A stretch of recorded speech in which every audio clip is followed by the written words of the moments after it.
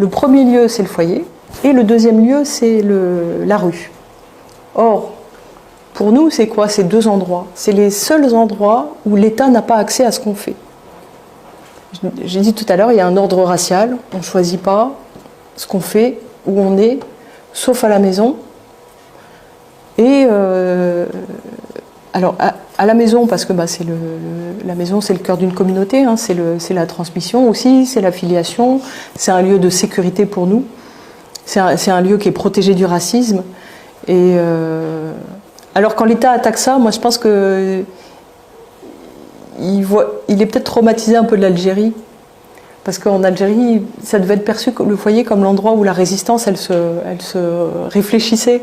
Et comme les Français sont très traumatisés de l'Algérie, je pense que ça doit jouer dans là-dedans, cette obsession sur le fait de nous sortir du foyer. Par exemple, sortir les enfants. Sortir les enfants, alors des fois c'est pour les activités, c'est pour l'école. Ailleurs, l'école, c'est l'école. Avec nous, l'école, elle se substitue aux parents. Elle sauve les enfants des parents ou de leur milieu. Et alors, c'est aussi les centres pour mineurs, hein, c'est aussi le placement, l'adoption, aussi pour les non-blancs, c'est massif. Et pour les femmes aussi, il y a cette obsession toujours de sortir les femmes du foyer. Les femmes des quartiers, les femmes... Et la rue et les transports, là, c'est autre chose, parce que c'est l'endroit où en fait les contacts sont libres.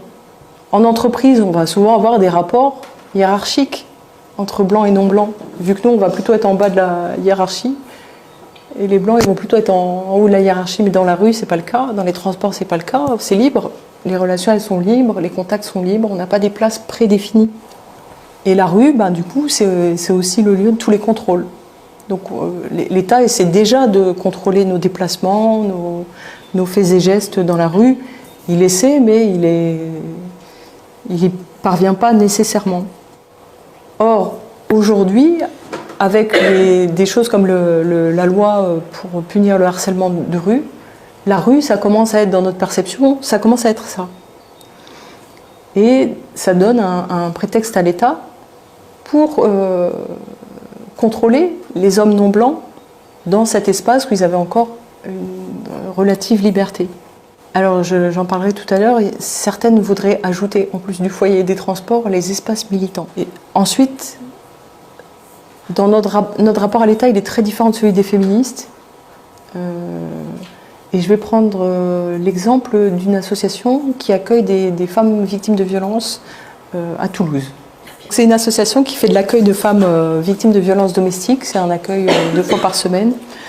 Elles viennent pour obtenir des conseils et pour être orientées aussi. Alors il y a une chose qui est flagrante quand on arrive dans l'association, c'est que la majorité des associatives sont blanches et la majorité des femmes qui sont accueillies ne sont pas blanches. Alors, et ça c'est pas un problème, c'est juste, ça doit être un sujet, on doit pouvoir discuter de ça. J'ai une hypothèse là-dessus, c'est qu'en fait les femmes blanches, elles ont des ressources, on va dire davantage de ressources que les femmes non blanches. Elles vont avoir un entourage aussi qui aura peut-être davantage de ressources et sur lesquelles elles vont pouvoir s'appuyer. Et ce qui veut dire que, parce que donc elles font un premier accueil qui est nécessaire, on doit avoir ça dans toutes les villes et ça là-dessus on est d'accord. Mais ensuite, quand on fait face à une situation comme ça et qu'on doit se préparer à partir par exemple, une femme non blanche, elle ne va pas être en position nécessairement d'emprunter ou de s'appuyer sur un entourage qui soit pourra lui prêter de l'argent, soit pourra lui prêter un logement, soit elle va avoir un problème de mobilité. Aussi, nous, dans nos vies, on va dire que moins on a d'argent, plus on a un mode de vie qui est très lié à l'État. C'est-à-dire que ce soit, par exemple, on va louer un appartement dans le domaine public, donc on a des formalités toujours à effectuer qui compliquent aussi le départ et qui font que c'est moins simple que d'aller piocher dans un compte en banque ou de se faire prêter de l'argent et de partir. Donc moi, il me semble que c'est la question des ressources qui fait la grosse différence qui fait qu'on voit tant de femmes non blanches et si peu de femmes blanches accueillies. Alors après, il y a quelque chose d'un peu tordu qui se joue dans la relation. Moi, je l'ai senti, je vous ai dit quand j'ai présenté mon projet, j'ai senti qu'il y avait quelque chose qui... de l'impossibilité de dialoguer. Et puis, c'est aussi quand même une association, mais c'est pas propre à cette association, hein. C'est quelque chose qu'on retrouve souvent. C'est comme ce sont des opérateurs de l'État, ils vont aussi avoir un travail de prévention et d'intervention auprès de publics. Il se trouve que ce sont souvent des publics non blancs, soit des publics de jeunes à qui on va apprendre l'égalité homme-femme, ce qui sous-entendrait qu'on ne connaîtrait pas, alors je sais pas, biologiquement ou culturellement, on ne connaîtrait pas l'égalité. Et puis ça se fait aussi auprès d'adultes, d'adultes professionnels de l'intervention, pareil, où elles vont faire de l'intervention pour, en gros, je sais pas comment appeler ça sans... C'est pas de la domestication, mais ça relève un peu de ça. Et donc on voit bien que l'intervention auprès des femmes, qui est une intervention dans la relation, c'est assez maternaliste, hein. C'est pas une relation d'égal à égal. Et de l'autre côté, il y a le travail sur les hommes, où on leur apprend le respect, où on leur apprend les deux vont ensemble. D'où l'importance, nous, quand on réfléchit à la condition des femmes, de toujours réfléchir comme elles, ce qui se passe avec les hommes. Surtout que là, c'est vraiment de s'immiscer dans quelque chose. Moi, j'ai vu une vidéo qui a été faite ici avec un collège, faite avec des jeunes de quartier, à qui on a fait jouer des scènes qui ne représentent pas leurs préoccupations. Mais bon, voilà, ils ont 13 ans, ils ont 14 ans, donc ils ont joué une histoire, des jeunes de quartier, ils ont joué une histoire qui n'est pas la leur. On sait qu'en France, il y a tout un récit sur les violences conjugales qui présente la femme comme une pauvrette un peu, hein, quelqu'un qui fait de la peine, qu'on imagine peureuse, craintive, etc. En fait, en réalité, c'est un peu l'inverse. C'est-à-dire que c'est des femmes qui vivent dans des univers carcéraux, donc ce sont des guerrières. Elles vivent une guerre au quotidien, à la maison, et donc ce sont littéralement des guerrières. Simplement, c'est juste qu'elles vivent une guerre qui n'est pas nécessaire et dont on doit leur donner la possibilité de s'extraire, quoi. Et donc ce discours qui parle de victimes, il est contre-productif parce qu'on sait qu'il y a beaucoup de femmes qui vont mettre du temps à comprendre ce qu'elles vivent parce qu'elles disent mais en fait je ne suis pas cette personne, je ne suis pas une victime, je ne me reconnais pas dans ce récit. Et moi en tant que militante décoloniale, chez nous tout ce qui a trait à la victime c'est quelque chose qu'on rejette mais catégoriquement, hein, radicalement. On n'est pas des victimes, c'est pas un projet pour nous d'être des victimes. Nous on n'est pas du tout dans ce registre. Moi, je pense même que le statut de victime, il mène à la déresponsabilisation, à la tyrannie aussi. Des fois, on a des gens qui appellent aux violences et à l'exclusion au nom d'une chose dont ils auraient été victimes. Les tueurs de masse, ils se prennent tous pour des victimes. Victimes du grand remplacement, victimes de l'immigration. Donc vraiment, cette logique de la victime, elle me semble assez dangereuse. Nous, on est plus dans les histoires de responsabilité, de justice, de remettre les choses en ordre. Mais victime, ça ne nous semble pas être un projet. Ensuite, on remarque aussi que le crime, donc interpersonnel, a remplacé l'oppression. Jusqu'à il y a quelques années, on avait les questions qui nous préoccupaient, c'était des questions d'oppression. Et aujourd'hui, on est sur des faits interpersonnels assez souvent qui font qu'il est assez difficile de faire de la politique avec, de réfléchir les structures, de réfléchir le pouvoir. Et donc, des fois, moi j'ai le sentiment dans ce que je vois qui est produit par des militants d'une certaine confusion. Où on met des choses au même niveau qui ne relèvent pas du tout enfin, qui ne devraient pas l'être, quoi. Et pire que ça, on a des revendications qui sont apparues progressivement et on a eu une explosion du nombre des revendications, mais calquées sur le modèle de nos revendications antiracistes d'il y a quelques décennies. Et alors je veux raconter une histoire qui va vous aider à comprendre ce que j'essaie de dire. Pendant longtemps, on a refusé, pendant toute la période ou de l'esclavage ou de la colonisation, on a refusé de considérer que les hommes non blancs étaient des hommes. On disait que c'était des boys, c'était des garçons. On refusait de les appeler monsieur, on refusait de leur donner la considération qui était reconnue aux hommes blancs. Et donc, Boy, c'était comme ça qu'on appelait les hommes noirs, mais jusque très récemment, hein, le père de Serena Williams, il s'est battu avec un groupe d'hommes blancs pour avoir été appelé Boy, donc c'est très récent. Et dans les années 60, donc, la revendication, c'est I am a man, je suis un homme. Et on l'a retrouvé chez d'autres afrodescendants, par exemple aux Antilles, les gens disaient tout homme c'est un homme, tout homme est un homme.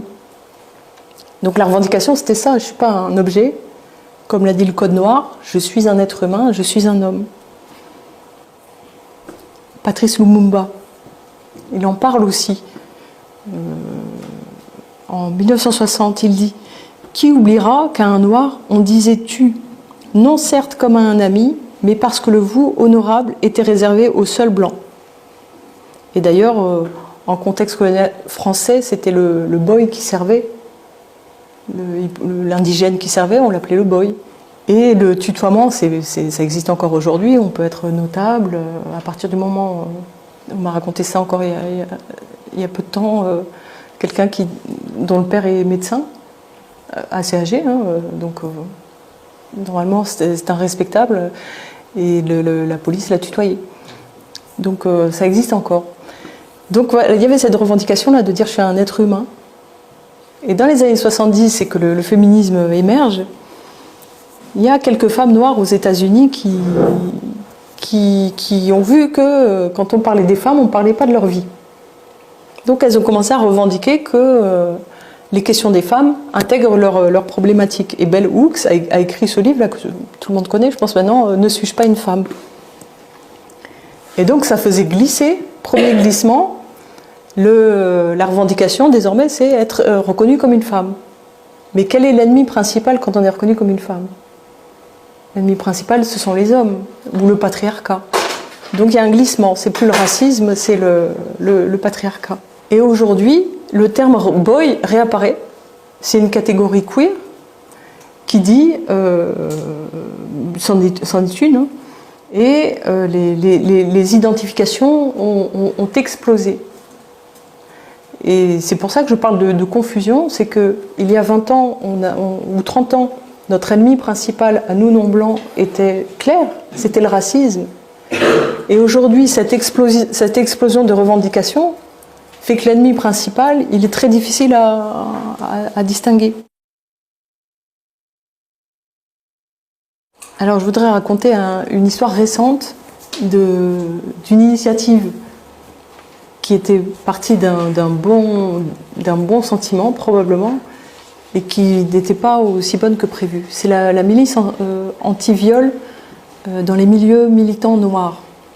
Donc c'est une initiative qui est parue dans le journal Mediapart en septembre 2018. Un groupe annonce la création d'une milice de femmes noires déterminées à stopper les agressions qu'elles subissent dans les milieux militants afrodescendants de la part d'hommes noirs, et elles disent: nous allons à partir de maintenant dénoncer tous les hommes noirs auteurs d'agressions dans nos milieux militants. Nous allons organiser des actions pour que les agresseurs soient exclus des cercles militants et non les victimes. Nous soutiendrons toutes les femmes noires désireuses d'aller en justice. Nous leur apporterons un soutien psychologique, juridique et une écoute bienveillante. Il est temps que la peur change de camp. Elles étaient inspirées par MeToo. Elles étaient inspirées aussi des méthodes féministes radicales qui mettent sur la place publique et qui visent à chasser les violeurs des espaces. Simplement, à nouveau, là, problème de contexte. Elles ont décidé de le faire dans des espaces de lutte contre le racisme, des espaces de lutte qui sont en bagarre avec l'État toute l'année. C'est-à-dire l'État, s'il pouvait faire disparaître nos luttes, il le ferait. Plusieurs problèmes en plus, elles se font appeler milices. Or, milice, c'est plutôt un terme qui est utilisé par l'extrême droite. L'OS, c'était une milice. Ensuite, elles adoptent un mode de lutte qui vient d'ici et d'aujourd'hui. Mais nous, on a déjà nos modes de lutte, en fait, qu'on ne va pas expliquer, qu'on ne va pas rendre visibles, mais dans nos cultures, dans les cultures de nos parents, on a déjà des façons de lutter, de gérer les violences qui peuvent arriver en interne. Donc ça, elles l'ignorent, et elles choisissent un mode créé par les féministes radicales. Alors ce dont elles font complètement abstraction, c'est qu'un homme noir en France, c'est un violeur potentiel. Et donc intervenir sur ce mode-là, c'est augmenter comment on appelle ça, la peur, la panique par rapport à ça. Et on ne peut pas imaginer qu'un homme noir, on a déjà des hommes noirs qui sont soupçonnés quand ils sont innocents, on ne peut pas imaginer qu'un homme noir puisse perpétrer pendant longtemps en restant impuni. Et ensuite, elle proposait de faire de la police. Parce que finalement, c'est de la police, ça. C'est se substituer à la police. Mais dans des milieux blancs, ça peut être radical de faire de la police. Nous, notre condition, c'est le rapport à l'État permanent, à la police, les contrôles aux faciès, etc. Est-ce qu'on doit retrouver ces façons de faire dans nos espaces aussi? Et puis, ça aidait aussi l'État à nous attaquer, parce que c'est aussi comme ça que l'État a beaucoup fragilisé nos luttes, par exemple avec le COINTELPRO aux États-Unis. Le FBI et la CIA utilisaient des histoires de mœurs ou des affaires comme celle-là pour disqualifier en fait des militants Black Panther et autres, et donc en propageant des rumeurs ou des affaires réelles ou non. Et enfin, en fait, c'est vraiment... Et en plus, ça s'appuie sur une méconnaissance complète de la justice, c'est-à-dire que ça dit, les femmes noires, si jamais ça vous arrive, on va vous accompagner, on va aller en justice. Mais la justice, pour une femme noire, c'est dangereux. Ou pour une femme arabe, la justice en matière de viol, c'est une chose à éviter, parce que ça ajoute, en fait, je sais pas comment dire, il y a déjà le viol, et ce qui va se passer avec la justice, ça va être une deuxième violence. Il n'y a aucune chance en plus que ça aboutisse. Donc voilà, une initiative militante qui était... Parce qu'elle était un peu confuse et que les gens ne pensaient pas qui n'ont pas pu politiser et puis qui n'ont pas réfléchi en fait le cas dans un contexte, ça s'est avéré contre-productif. C'est pas anecdotique, c'est arrivé la semaine dernière pour Tariq Ramadan, de la même manière. Au nom d'un militantisme contre le viol, il a été revendiqué d'exclure, de bannir Tariq Ramadan de tout espace où on discuterait des violences faites aux femmes. Ça a été fait à l'appel de qui? À l'appel de féministes non blanches. Et le résultat, ça a été quoi? Une tempête islamophobe autour du cas de Tariq Ramadan, et qui a complètement occulté le sujet principal, le sujet qui était comment on fait pour lutter sur la question des violences faites aux femmes. Elles se réunissaient sur le même thème qu'aujourd'hui.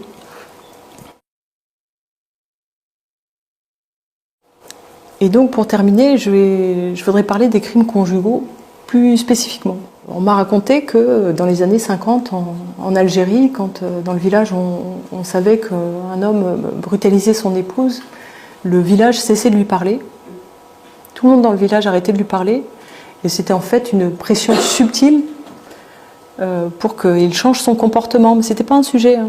C'était pas mis sur la place publique. Et moi j'ai une femme française qui m'a raconté que... Et donc pour terminer, je voudrais parler des crimes conjugaux plus spécifiquement. On m'a raconté que dans les années 50, en Algérie, quand dans le village on savait qu'un homme brutalisait son épouse, le village cessait de lui parler. Tout le monde dans le village arrêtait de lui parler. Et c'était en fait une pression subtile pour qu'il change son comportement. Mais ce n'était pas un sujet, hein. C'était pas mis sur la place publique. Et moi j'ai une femme française qui m'a raconté qu'à la même période, elle vivait en caserne de gendarmerie avec sa mère. Et sa mère était tabassée par son père, au vu et au su de toute la caserne, et personne n'intervenait. Et à un moment donné, sa mère a senti que la mort approchait, donc elle a organisé son départ et elle a divorcé. Et d'être une femme divorcée dans les années 50, c'était l'équivalent d'une prostituée, hein. Donc elle avait, non seulement elle a dû partir, donc elle s'est retrouvée à devoir faire des travaux subalternes. Et elle était traitée comme une pestiférée par sa nouvelle communauté. Les gens changeaient de trottoir quand ils la croisaient. Donc je trouve que la comparaison elle est intéressante parce qu'on croit parfois que ce qu'on invente ici sur ces questions, c'est les premières choses qu'on a inventées. Mais non, chaque société, chaque groupe a réfléchi en fait, à des façons de faire en fait, pour régler ces problèmes-là. Et pour nous, après, la différence, c'est que quand on est entre hommes et femmes indigènes, c'est une relation qui se passe à trois. C'est-à-dire qu'il y a l'homme indigène, la femme indigène et le racisme, le système raciste, il a énormément d'impact sur ce qui se passe entre hommes et femmes. Et une des personnes peut tout à fait perpétuer la logique raciste dans le foyer, recréer la logique carcérale dans le foyer et avoir des pratiques de brutalité, des pratiques de domination. Mais à ce moment-là, c'est quoi? C'est un prolongement du racisme. Ça veut dire que comme ça se passe à l'extérieur, ça se passe à la maison. Et le racisme, il nous insensibilise aussi à la violence. On a vu avec Mohamed Merah ou avec les Kouachi, c'est des gens qui ont baigné dans la violence parce qu'ils ont une condition de non-blanc en France, et qu'à un moment donné, c'est impossible c'est difficile d'en sortir. C'est comme un engrenage. Et Houriya Boutelja a beaucoup travaillé sur cette question de l'ensauvagement des indigènes. Et malheureusement, elle n'est pas toujours comprise là-dessus, ou elle est caricaturée, sa position elle est déformée, mais elle a une réflexion qui est vraiment importante sur comme la société raciste nous change.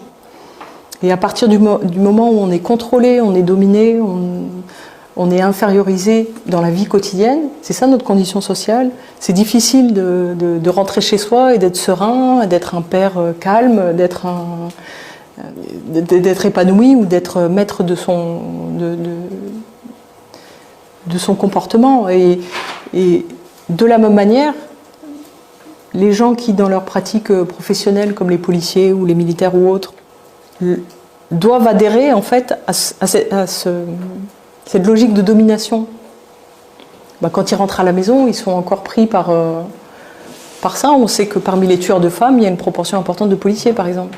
On sait qu'il y a beaucoup de militaires. C'est pas juste parce qu'ils ont des armes à la maison, c'est aussi parce qu'ils ont un univers de valeurs qui les fait adhérer à ça. Et donc, quand ils rentrent à la maison, ils ont encore envie de ça, de la domination et de l'avilissement. Pour ça, moi, je parle par rapport aux femmes qui, à la maison, sont brutalisées et qui sont non blanches, comme c'est arrivé à Djeneba Bamia, dans le Lot. Moi, je parle de racisme domestique. C'est-à-dire que soit elles vont être avec un conjoint qui, du fait de sa condition, va être dans des comportements qui dominent ou qui agressent, soit elle va être comme dans le cas de Djeneba avec un blanc qu'il a choisi précisément parce qu'il savait qu'il allait pouvoir avec elle avoir tous les comportements les plus dominateurs. Il ne lui arriverait rien. Lui, il est allé littéralement la chercher dans son pays où elle avait une très bonne condition professionnelle.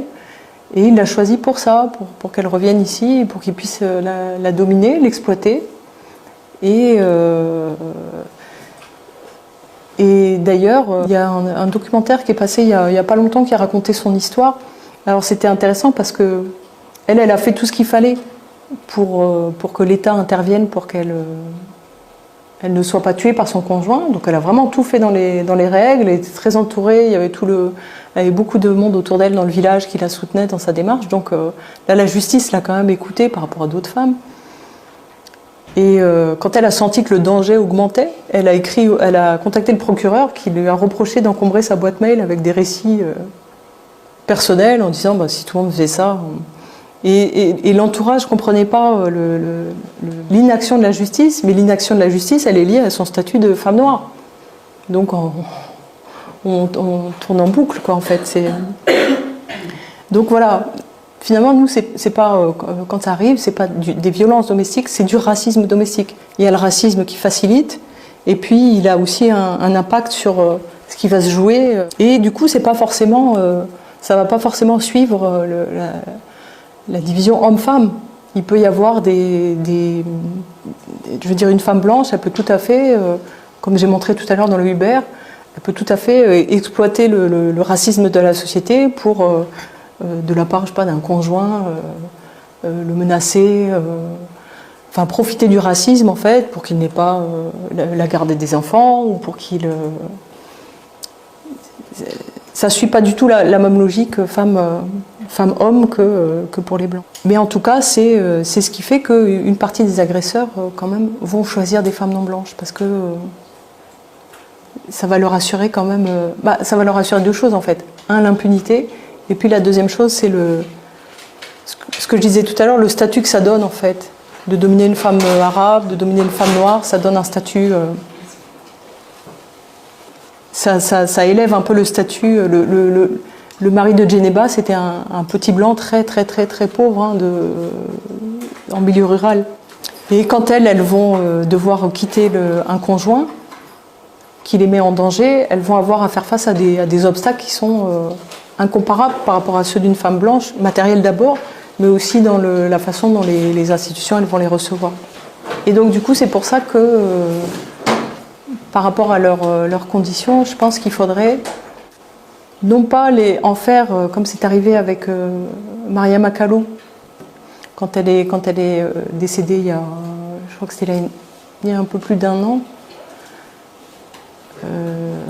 Des actions ont été menées sur les féminicides en la mettant en avant. Mais on n'a pas réfléchi en fait comment ça a pu se décliner spécifiquement pour elle, qui était une femme migrante, qui venait d'arriver en France et qui en fait n'avait aucun contact, qui était une femme isolée. Je disais tout à l'heure que l'isolement, ça nous tue, c'est vraiment ça. Je pense que c'est aussi de ça qu'elle est morte. C'est qu'en fait l'isolement, un indigène, s'il est isolé dans le système raciste, il meurt. Donc on a des solutions à réfléchir qui incluent les hommes, qui incluent les communautés, et puis qui réfléchissent les aspects matériels, quoi. Mais ça, c'est peut-être dans un deuxième temps. Voilà. Est-ce que vous avez des questions ou est-ce que vous avez des remarques? C'est extrêmement complexe. C'est complexe, oui. C'est complexe, mais je pense que l'intérêt, c'est déjà de partir de l'idée que c'est pas le même problème pour toutes. C'est peut-être le truc à retenir, principalement. Et qu'aujourd'hui, tel que la réflexion existe, elle part déjà de ça, et c'est pas du tout juste.